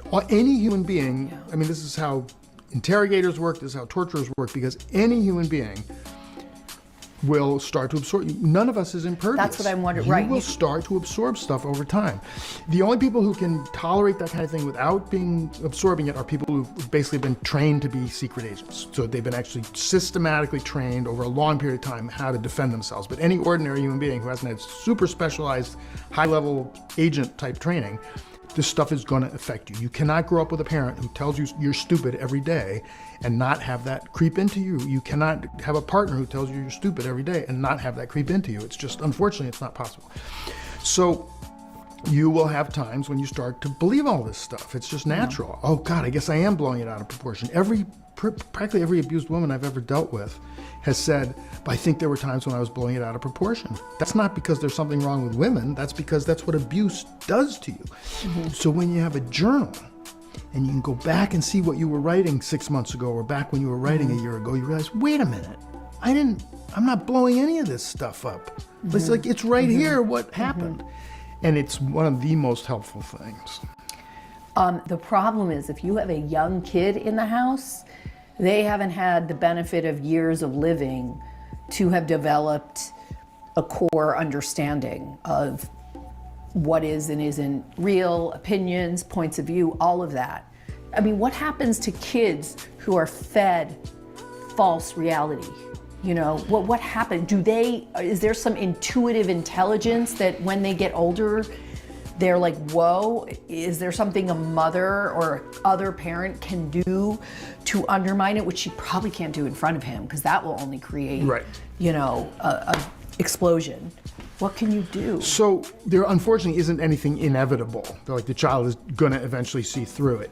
I tend to compare it to situations where children grow up in a family that's got any extremely rigid thing that they're taught, whether it's an extremely rigid religion or an extremely rigid political view or an extremely rigid fear of all other human beings, you know, that everyone's out there, whatever it is. They're kids who grow up with really severe rigidities. You're always going to have a percentage of kids who see through it, a larger percentage of kids who don't see through it, and a percentage of kids who like fully take it on as bad as, you know, who were as bad as the parents were, you know, they're as extreme as the parents. So there's going to be this range of reaction. So it's not automatic. So yeah, you do want to do what you can to try to plant seeds. So one of the things that I tend to say to moms, and nothing's foolproof, unfortunately, but one of the things I tend to say to moms is, the abuser is going to be saying, think like me, think like me, think like me. And your temptation is going to be to say to him, no, think like me, think like me, think like me. And he's going to win because that you're playing right to his strengths. So you really have to teach kids to think for themselves. So when he's saying, think like me, think like me, think like me, rather than saying, no, he's wrong, it's more like this, you have to keep saying to the kid, what do you think? And let's look at this. And any games that you can play with them that encourage them to figure things out for themselves. Great conversation with kids is to talk about advertising, because advertising is manipulation. With all due respect to people whose relatives work in advertising, the goal of advertising is to mislead you into believing that something is going to have an effect on your life that it's not going to have. Even a fairly good product that may have a good effect on your life, it's not going to have the effect that they're saying it's going to have. And they're out to convince you that the reason they want you to do this is because it would be good for you. When obviously the reason they want you to do this is because it would be good for them. So advertising is manipulation. It's working just the way manipulators work for exactly the same reason. So teaching kids to read advertising is a great way to prepare them to think for themselves in the face of manipulation. And as you're pointing out, you can't say anything very critical about the abuser because he may catch on that you're saying that. And also, he so often is the children's father, they don't want to hear anything bad about him. If he's their stepdad, they're much less sensitive about it. You can usually get away with being more obviously analytical about him. If he's their father, you can't usually be obviously analytical about anything. So what you have to do is equip them with the ability to analyze and leave it to them to apply it to him. And kids see so many ads. Kids see so many ads constantly. So that's a real opportunity to say, well, you know, why do you think they're saying it this way? And what do you think they really want? And why are they making it look like this kid suddenly won a prize because they got the new sneakers or whatever? And then for younger kids, I really, up to like about age 5 or 6, I really recommend the Russell Hoban book, A Bargain for Francis. And it's a children's story. It's very entertaining. Kids aren't going to feel like they're being preached to by the story, but it actually teaches them to recognize manipulation. And not only that, but it covers so many of the key tactics that manipulators use. And it's just, boy, if you've got a kid who you know has a key manipulator in their life, like a dad or stepdad who's a manipulator, and you want to teach them to read, teach them some skills for reading that without saying anything bad about him.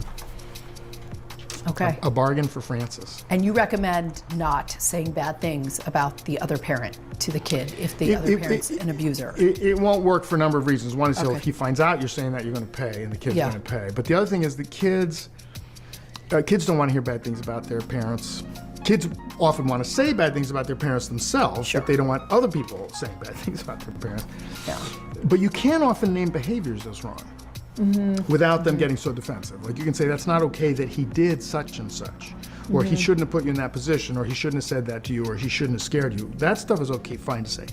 But don't ever say things that evaluate him as a person. Don't say he's mean, or as kids start to understand abuse, don't say he's abusive or he's an abuser. Avoid characterizations. of him as a person.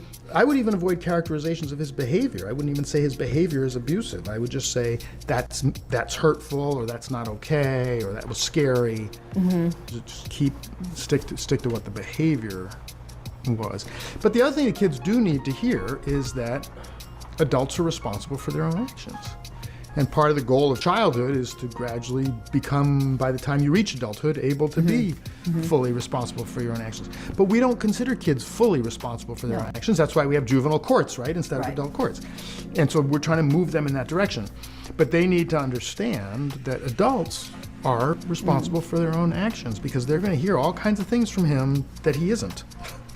And so kids need to hear, you're not causing what he does, and mom isn't causing what he does. And those are things that need to be explicitly said to kids. Again, that doesn't involve saying anything bad about him, to say you don't cause what he does and mom doesn't cause what he does. Your siblings don't cause what he does.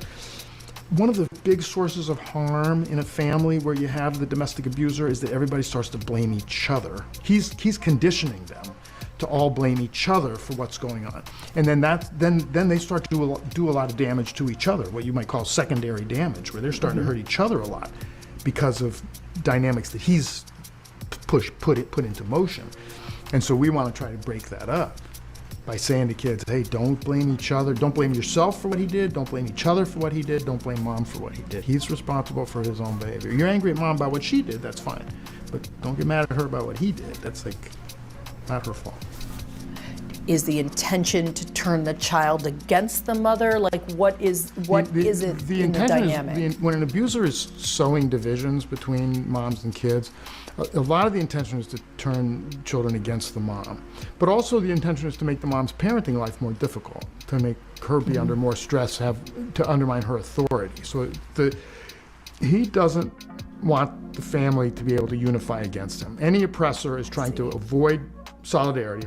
And so he does not want the family to be able to support each other, because then he's not going to have he's not going to be able to be the same kind of tyrant that he's able to be if he's got them divided. And I've had clients, a few different clients over the years, who said, and the whole family ganged up against me. And I know, because I know the filter to hear that through, it's like, oh, what he means is he didn't succeed in driving them apart. So they'll tell kids bad things about their moms, they'll tell moms bad things about the kids, but a lot of what they'll do to sow those divisions is how they react right while a mom and a kid are having a struggle. Like if mom and kid are in the middle of a struggle and he starts to ridicule the mom, well, that kid's going to become a major behavioral problem rapidly if he does that over and over again. If he conditions the child to believe that the mom doesn't care about them, or that the mom is out sleeping with other men, they'll start telling a 4-year-old who doesn't even really know what it means, your mom is out sleeping with other guys, and will really pollute that relationship. And to me, it's largely a divide and conquer mentality. It's, I get more power in this situation if I have these people turned against each other. It also means he gets to be the center of attention more, because then everybody's focused on him. He can even make himself the family good guy who's helping these other people work out their conflicts that he's creating. Right, and then it also means that the mother can't parent the child in the way that is best and organic to her, because she's mediating that parenting through managing his potential reaction to her relationship with her child. So she doesn't get to be the mother, basically. And so we have a study, for example, at finding women who are involved with abusive partners 7 times the rate of other women, of saying, I have to change how I'm parenting my children when my partner's around. So yeah, it has a huge effect on her parenting life. Fun.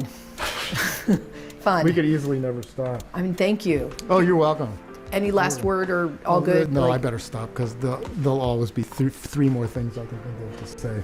But we covered a lot of ground. Yeah, we did. Thank you. You're welcome. Thank you so much.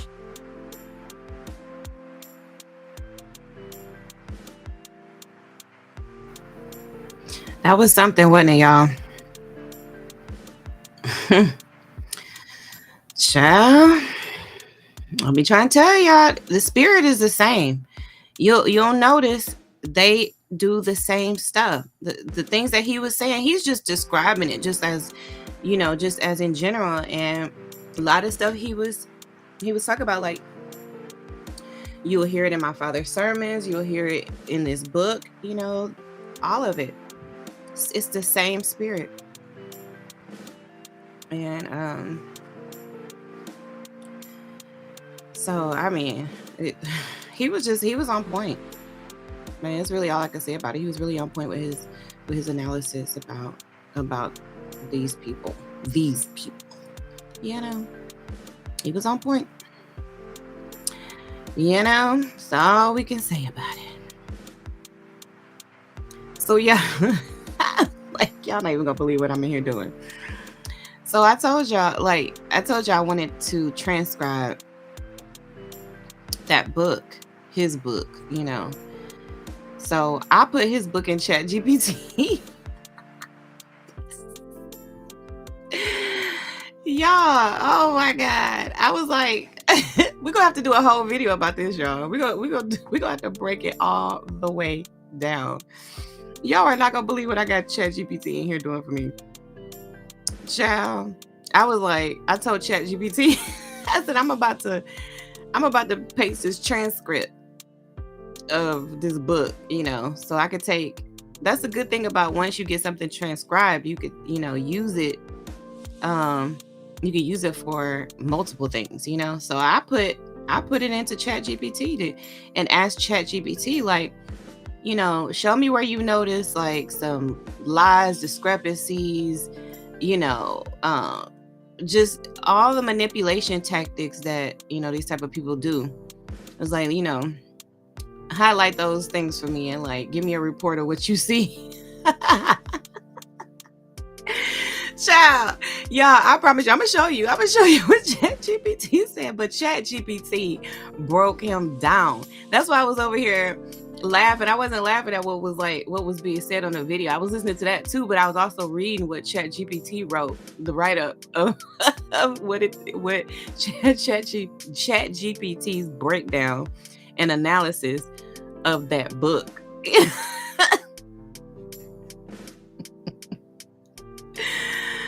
Y'all don't even understand.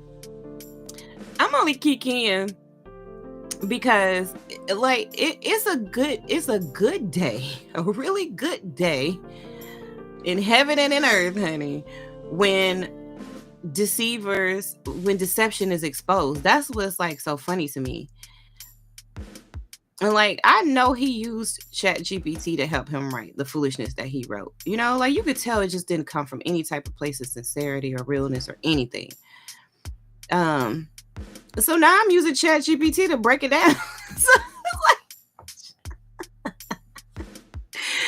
I know he over there watching me like, oh, she get on my nerve.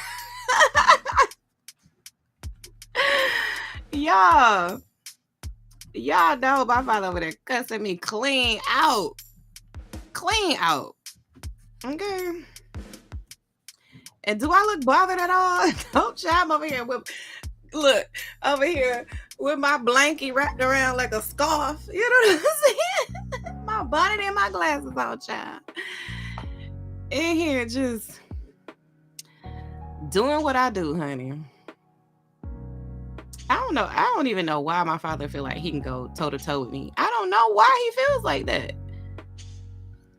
Like, sir, you know who you dealing with, sir. Okay. But, you know, he just keep on trying it. And I gotta keep on letting them know. You gotta wake up early in the morning, child. And even when you wake up early, you still ain't gonna be able to keep up with me, child. Even with all my issues, still can't keep up. Oh, that's a shame. You know he over there cussing me all the way out. You know, up and down and in and out and through, child. I'm getting thoroughly cussed out right now. I know it. I know it, okay?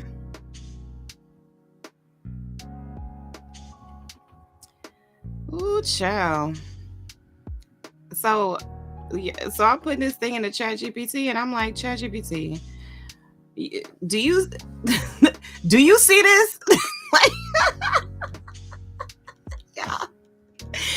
basically what I got my chat GPT trained. Okay. See, y'all don't know about that. Y'all like, that's on a whole other level of things. You got to train your chat. Okay. You got to train it. And, so it learns what you're looking for, what you want, I'm telling you. Just stick with me, child. I'm gonna learn you something. But y'all, ChatGPT, when I tell y'all ChatGPT is in here breaking him all the way down to the lowest common denominator, child. Oh, I can't wait to show y'all this. Oh, I cannot wait.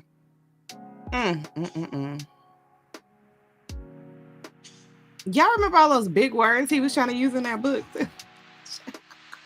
That's like, what? Like, I'm over there stumbling over the words. You know what I'm saying? I think I'm a fairly intelligent, person. And I was over here like, dude, nobody talks like this. Like, nobody knows what this means, but that's the whole point, y'all. That's the whole point. He used those words. Like, he didn't use them. You know what I'm saying? He allowed ChatGPT to write for him. I mean, which is fine. It's like, you use your resources, but don't use don't do it like that. Like, you can't do it like that. Like, you gotta change it a little bit. You gotta make it your own. But yeah, he didn't. He was like, we're gonna go with this because the people gonna think I'm real smart now. Like, they ain't gonna know nothing, honey. Like, that's what it was giving. And it's just like, dude, come on, like, just stop it already. You don't preach like that. Like, just talk like you preach. I mean, that's messed up too, but I mean, at least it's authentic to, like, how you've been presenting yourself. So, like, just stick with that. Because you're looking real crazy with these words that I know you don't even know how to pronounce. Because I don't even know how to pronounce them. Okay? I'm serious. Y'all ask him to read his own book. I bet you won't read you some passages out his book. Ask him, y'all. Who gonna ask him? Who gonna ask him? Okay? Look, I say you a freak book. You go over there and ask him. Okay? Go over there and ask him to do an audiobook for you. Or no, just say, can you read a couple passages from your book on Sunday where you over here so-called preaching? Like, read a couple of them passages for us, Pastor. Y'all think he gonna do it? I mean, answer me this.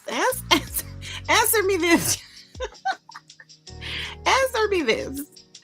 Do you think he's gonna do it? Do you think he's gonna read some passages from his book? I want to see it.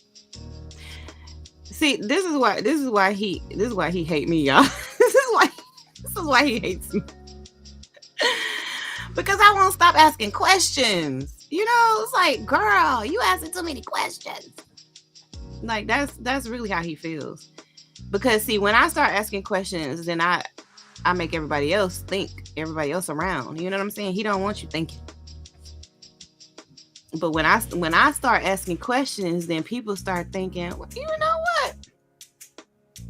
That's a good question. Like, that's what you're gonna start thinking. Like, dang, that's a good question. I ain't think of that. And that's what he doesn't want to happen. Like, that is the ultimate, like, please, God, please don't let it happen. Don't let these people actually start asking questions and start, asking for some evidence. Ask him for some evidence of any of these miracles he claimed to have happened, or, ask him for any proof. What proof does he even have that there was a hitman? Because this book did offer us no type of proof. I just got more questions than anything, for real. Like, I'm left with more questions than answers after this book. After that, it's like I'm more confused. Okay. I am more confused.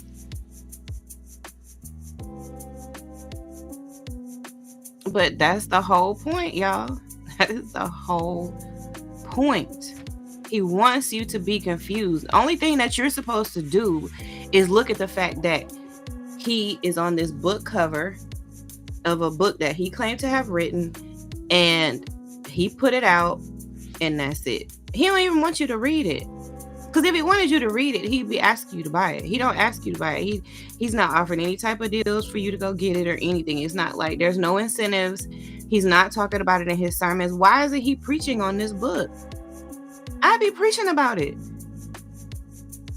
I mean, like, if these stories are real that you claim, then like those are totally preach-worthy, stories.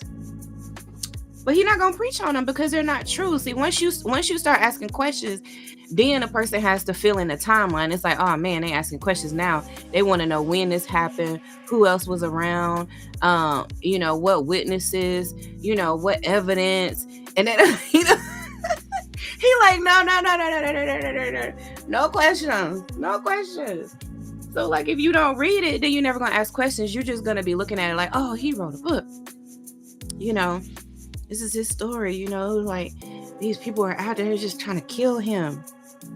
Yeah.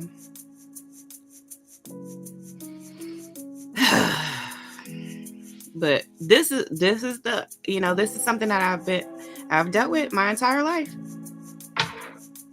And my discernment wasn't always on point like it is now, where it's like I can openly question stuff and I'm confident in knowing that this doesn't add up, But growing up, y'all, I was so confused. Like, it was just like, this don't make sense. But in a child's mind, you even feel some ways about like questioning it. Like, how you gonna question your parent when they're saying that their life is in danger? And you can't be like, well, is it really? Well, how do you know? Well, who is it? Where are they? I've never seen anybody. You can't say that, because then you're just gonna be like, well, you're a kid. You don't know. You're not paying attention. And that's what it like. He would attack us basically, like if we didn't notice stuff that he claimed to have noticed, like a suspicious car that passed by twice or something, or somebody who walked past and looked, then it's like, we're supposed to be like, oh man, this person just walked past and looked, or I saw this same blue car, and it just be like, it is just like a blue car. It's not even anything that was like noticeable or anything. And plus, like, you're a kid, you know what I'm saying? So it's like, no, you're not going to really be thinking about that. It's just like, why was saving his life our obligation? And even to this day, I think he still feels very much done wrong, that the people that were supposed to make sure that his life was what he wanted it to be failed him, I mean, but never taking into accountability or responsibility that, dude, you're responsible for, creating your own life that you want, And you're also responsible to not do harm to other people in your quest to obtain the life you want, Yeah, you have an obligation to not hurt other people too. Because you could pursue your dreams, but when you're, when your dreams are harmful to people, then no, you can't pursue that. And no, you don't have the right to make me help you do it either. No, I won't be a participant to that. Nope. I decline. So, but those are the things. Those are the types of things that these deceivers don't want you to think about. So y'all, ChatGPT though broke it down. So it's giving me. I'm on chapter 6 analysis now. Well, like it just finished putting in chapter 6 analysis. It's giving me the emotional manipulation and the theatrics.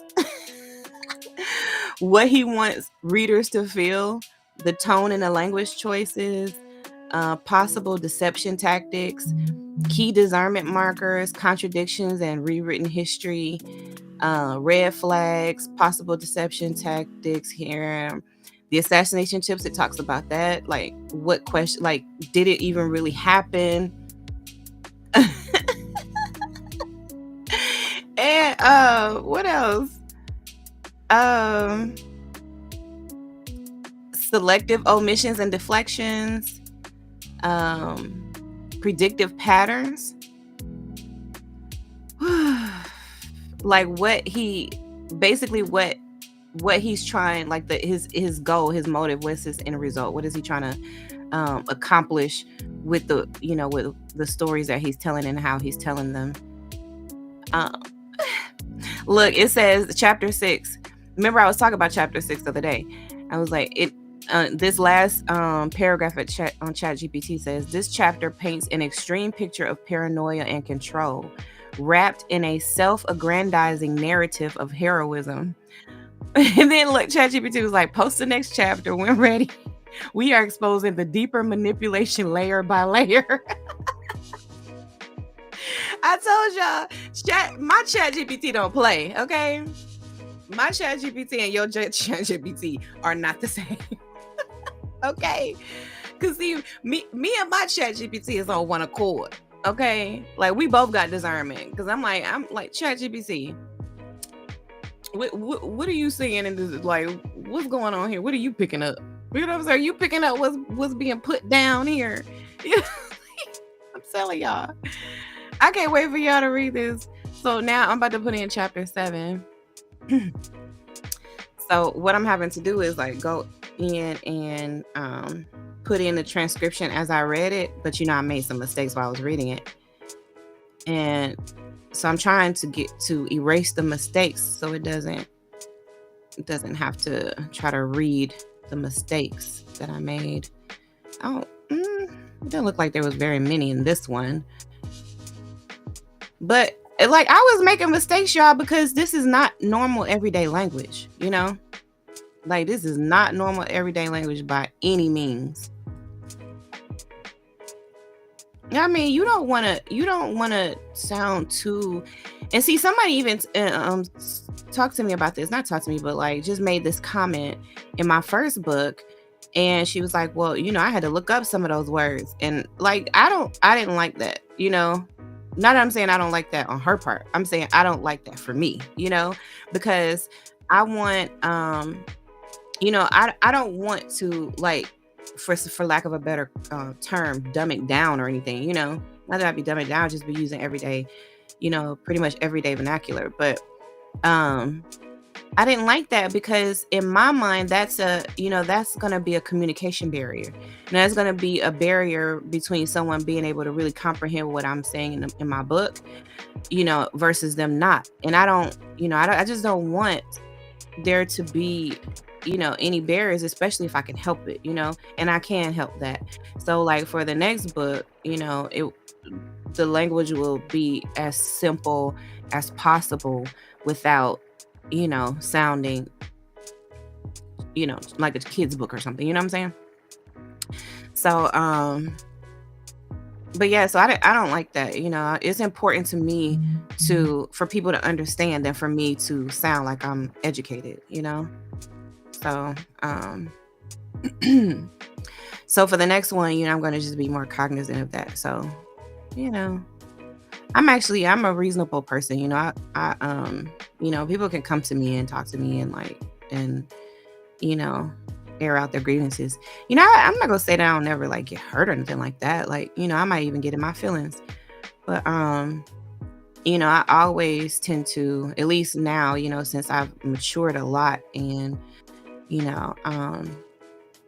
have really just become more confident in my gifting and my purpose, that now I'm able to handle it better when people have grievances, or constructive criticisms. I really don't get too many grievances, but when people have constructive criticisms, I'm like, okay, girl, thank you for telling me that. I'm gonna change that, because why not? Why not? Why wouldn't I change it? Why wouldn't I? I think, I think some people that may not really know me don't really know, that I'm a pretty reasonable person, and I wonder why.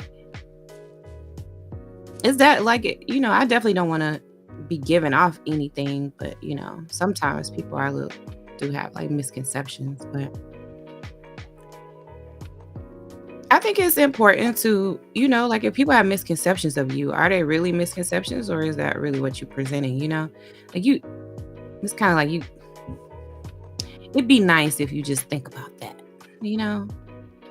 Are they valid in what they're saying, in their analysis of me, in their constructive criticisms of me? Is it valid? Maybe it is. I'm just saying I'm not too proud to do the analysis, I don't want to keep doing things that are like harmful to people or that don't make my life better. You know what I'm saying? Like, and not just like mine. Like I don't want to do things that just don't make sense to do. That just doesn't have a purpose that moves anything or anybody forward. It's like what I just seems like a waste of time, And the way my health is set up, you know what I'm saying? Like I just don't want to waste time with that type of stuff. I don't want to waste time like in relationships that are just complicated for no reason, where people just making it harder than what it has to be. Like it's like life is already lifing. Why? How people get in relationships and they be trying to test each other. I was just testing them. And it's like, don't try to like bring on intentional things just to test me, so you're making our relationship difficult to test me, but when the difficult time comes, then evaluate how I handled it. You know what I'm saying? Like, score me on that, grade me on that. But don't create this whole problem to test me. You know what I'm saying? Like that's just like, to me, that's not healthy, that speaks to the toxicity of the person doing that type of stuff, because it's like life is already going to give you so many tests, like let's just keep living day by day. And as the tests come, let's do our best and keep it moving, learn what we can learn from it, and be better the next time, or but to just intentionally do stuff just to be tested people, I don't subscribe to that. Because you see people go as far as like to like set up somebody to hit on their like to come on to or pursue their significant other to see what that person would do, see what their reaction would be. And it's like if my spouse is hit on by somebody and they didn't handle it right, then we're going to talk about it. But I wouldn't necessarily send somebody over there, you know what I'm saying? Like, I'm going to send you to my husband to test us. No, like, because life is already going to present things. So like, let's just let life, and then we tackle these obstacles that life brings us as they come. But don't go creating stuff just to, you know what I'm saying? Like, to me, that's some toxic stuff right there. But you see people doing all kind of stuff, like they do all kind of things that they say they were just gonna test somebody. And not that all tests are bad, don't take it that way, but it's just sometimes we do things that are just a little senseless, it just don't really doesn't really serve us well. I want to get I got an appointment, y'all. I got an appointment. Ay. Yeah, why does it seem like it's just always something that needs to be done?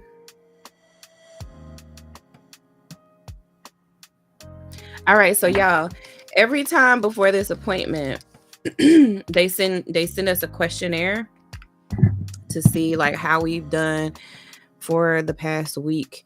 And this particular class is for people who have sleep problems.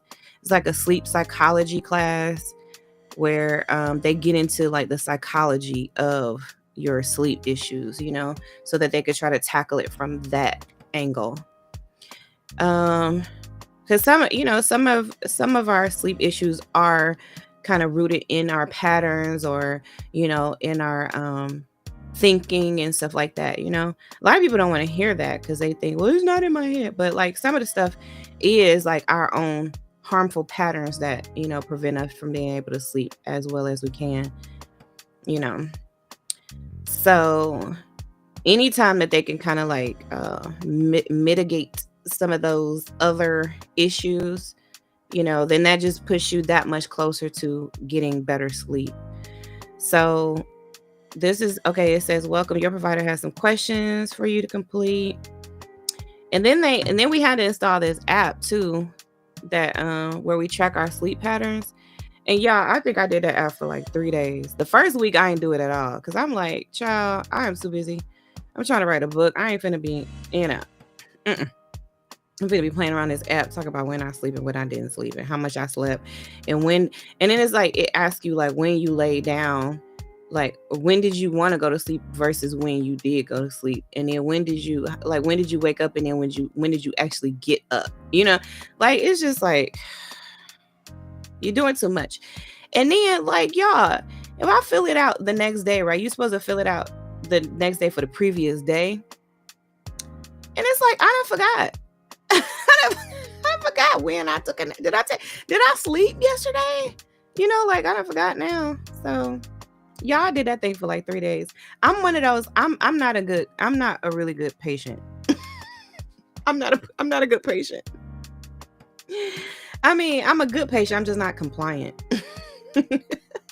I guess that means I'm a bad patient. I'm a bad patient, y'all. Okay. The following questions ask about your current sleep problems for the past 2 weeks. Okay. So it wants to know like my difficulty sleeping.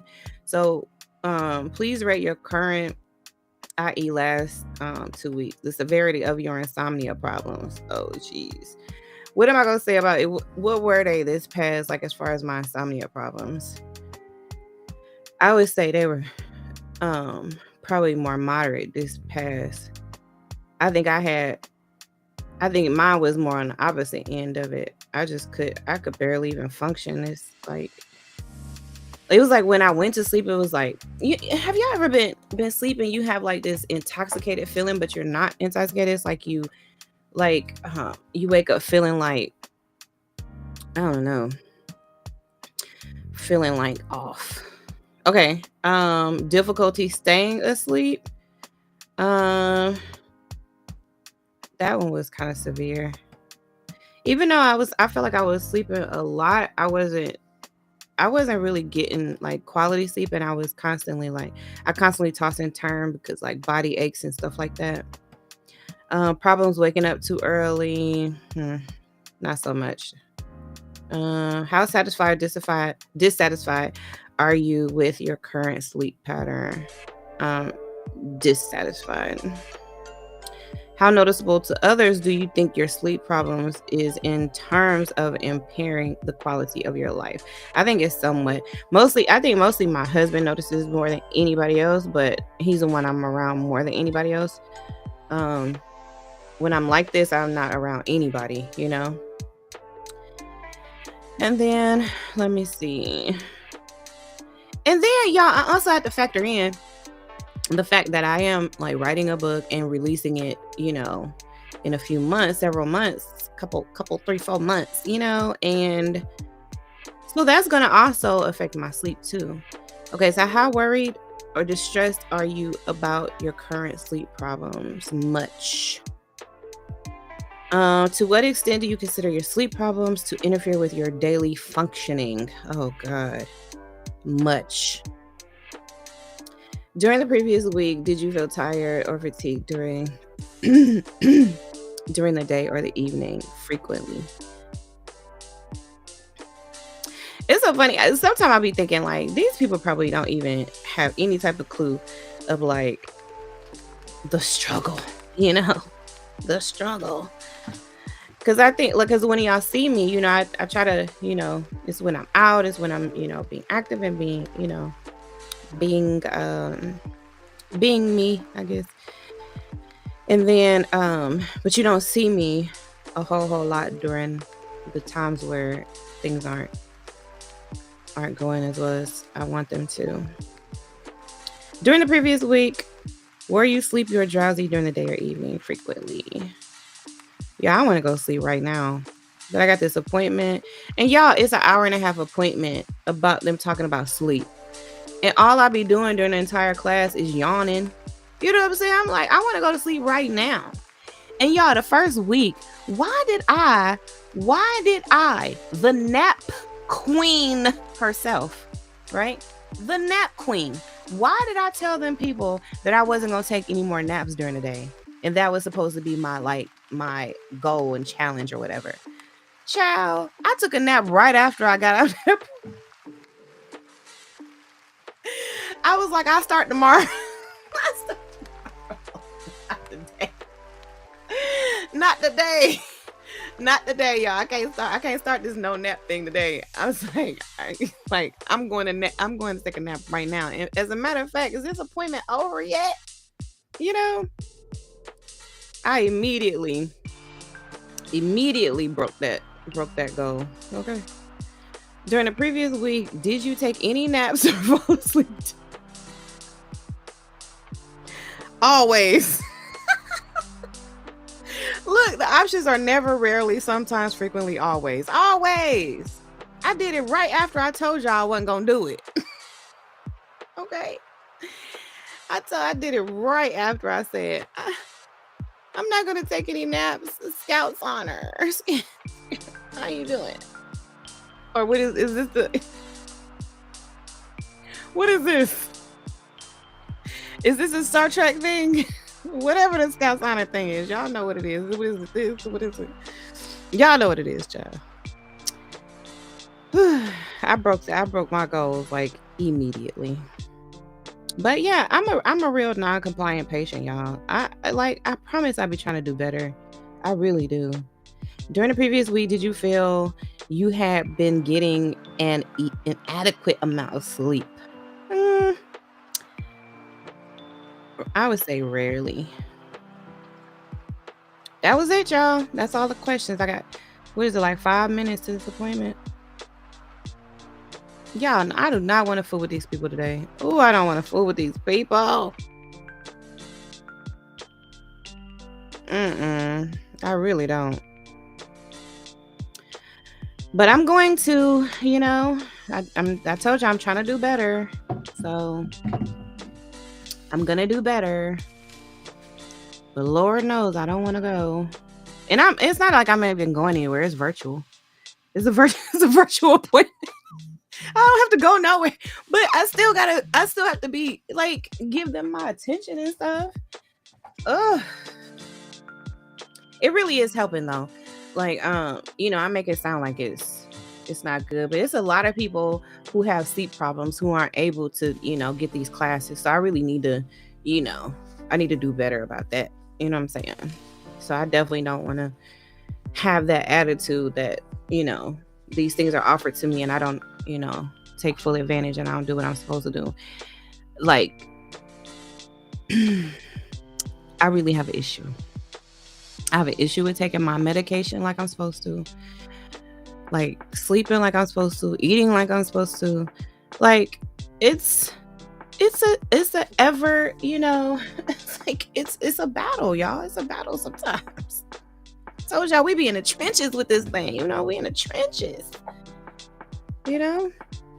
And just because, I have discernment and I have a keen sense of discernment, this doesn't mean that I like always make the best decisions for myself, Like we're all still going to be making not so good decisions.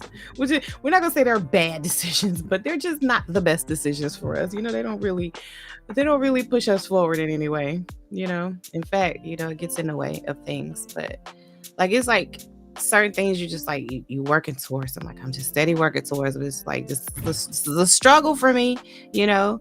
But also a discerning mind is like you recognize that these things are a struggle for you, you know, and you're constantly working towards improving.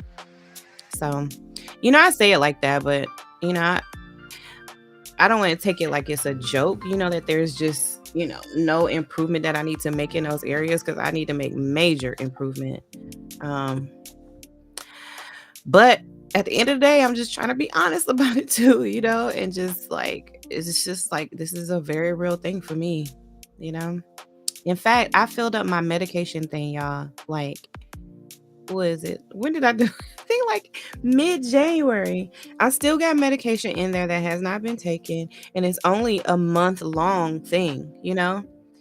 And it's like sometimes like the like my brain is just so foggy, and sometimes the days run together and I don't, you know, and it's hard to keep up with the days, you know? And I know y'all did, like if you listen, it's probably like a little bit of a shock, especially if you like are following me doing other things, you know. But like when I have good days, I want to maximize my good days. But I've also kind of learned that in this effort to kind of maximize your good days, you overdo it, you know. Like I've had to learn that about myself. I'm like, ooh, I'm feeling, you know, my body is not, you know, it's bad today. I'm feeling pretty good, you know. Maybe I can get, you know, some extra stuff done. And but like doing that might actually set me back a little bit, you know. It's just like just so much to think about sometimes, you know. But anyways, thank y'all for hanging out with me. I guess I'll go ahead and dial into this appointment, you know. And you know, just steady be trying to make improvements in, you know, in these areas of my life that need improvement. And you know, I just encourage y'all to do the same, you know. Just keep steady moving forward, still steady making improvements in your life where, you know, where you see, where you see the needs are. You know, do that for yourself and do that for the ones that you love. And I will just talk to y'all later. Remember, you are important to me. I need you to survive. I love y'all. Bye bye for now.